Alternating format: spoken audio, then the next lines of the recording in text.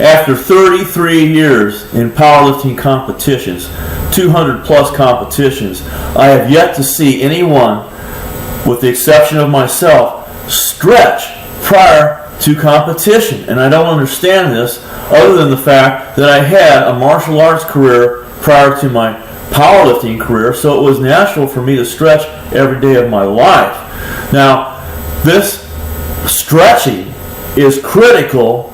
If you're going to have a great contraction in a muscle or muscle group, you have to stretch that muscle to prepare that muscle for that contraction. It's even best to stretch between attempts if you can. Now, when I'm in the deadlift, once my straps are up, they never come down because then that suit will be too loose. But when you can, you want to stretch even between attempts. But it is most critical to stretch prior to the competition. Now, the stretches that I have prepared for this video are stretches that I specifically use myself. So I know that they work. They're not just made up. I've learned these from chiropractors, from other great powerlifters. So they just don't come from my head. They didn't come from the internet. These are tried and proven.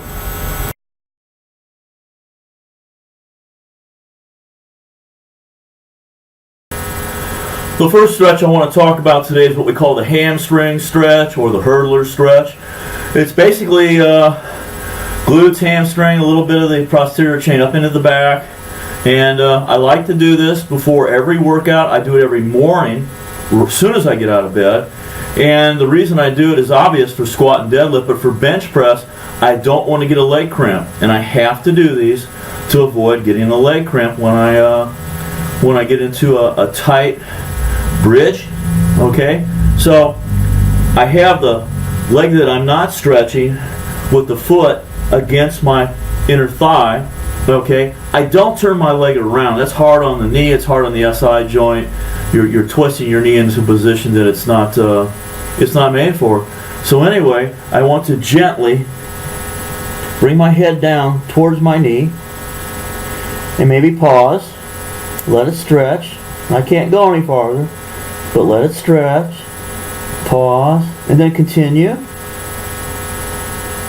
Hold, stretch. We're paused here. Continue. Pause, stretch. Continue. Hold. And so forth. You don't want to bounce. Bounce causes an opposite reaction, which can cause, which is a tightening, which can cause micro tears. So it's really a simple stretch, but don't be in a hurry. When you feel stretched, go to the next leg, go to the opposite leg.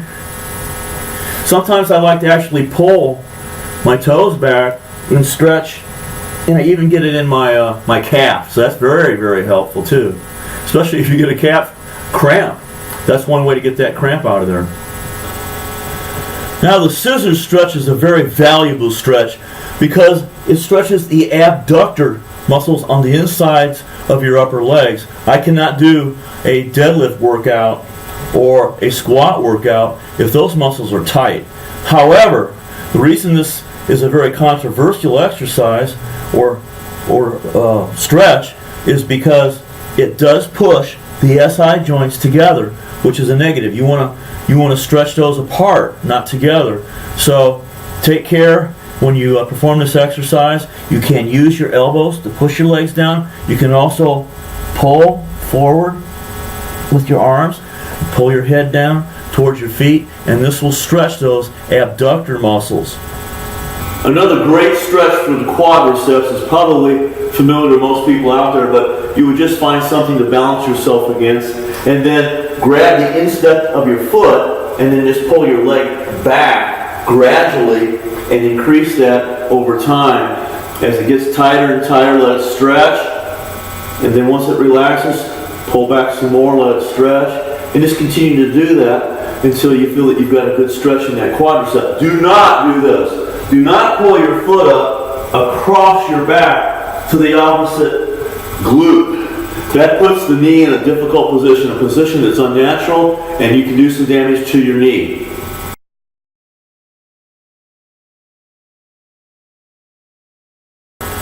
This next stretch is called the back stretch. And I start on my knees with my hands in front of me, palms flat, and I will stretch back and push my arms out in front of me and bring my forehead down to the floor. And relax, stretch. Now this exercise does stretch the back, the full length of the back. But what's beautiful about this exercise is it also stretches the quadriceps. So this is a great stretch prior to a squat workout or a deadlift workout. This stretch requires the use of a foam roller. It will stretch the neck and the upper back. So what I do is I place the foam roller on the floor directly behind me. My feet are flat on the floor. I raise my butt and I have all my weight on my shoulders against that roller.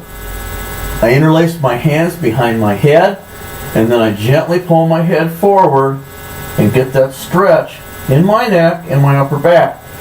I roll back slightly, repeat, pull forward, roll back slightly, repeat. That is a tremendous stretching movement for the upper back and the neck. You may very likely hear some popping as you have vertebrae in your upper back that are released, that have been fixed up and are now released due to the stretching. And that's critical right before a bench press, a squat, or a deadlift, any exercise where you have weight bearing down on your upper back. Another excellent back stretch is to stand next to a wall and turn until you can press your hands into the wall and then keep turning without moving your feet. And you can stretch your back, the whole length of your back. I feel this in my, since I'm turning to the right, I feel this in my right latissimus dorsi from top to bottom. This is an excellent stretch prior to a deadlift workout.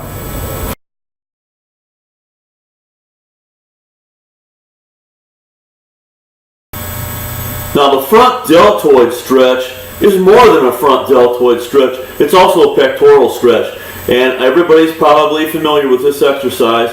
You merely put your palms and forearms on one side of a doorway and then lean into the doorway very slowly, very gently, and let that stretch occur. Now don't do this cold.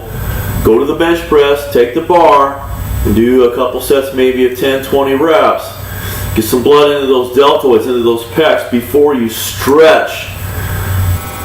What I really like about this next stretch, which is a neck stretch, is that it's not ballistic in any fashion. You don't place your hands on your head or on your neck, and you won't do any vertebrae damage this way. So I'll turn around and demonstrate this exercise. You simply, if you want to stretch the right side of your neck, you simply tilt your head to the left and bring your left hand around and grab your right wrist and pull that right arm down behind your back and just pull that neck, pull that head to the left and let it stretch.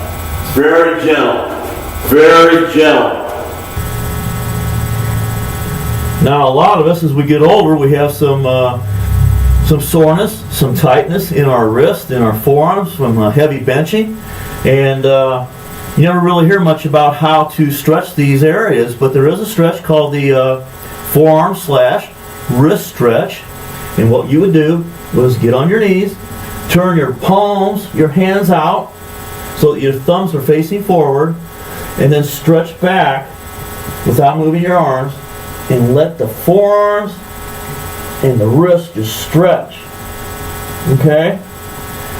That is a very valuable exercise to keep your wrist healthy and your forearms from going into spasm. I don't know if you've ever had that happen before, but that can be quite painful.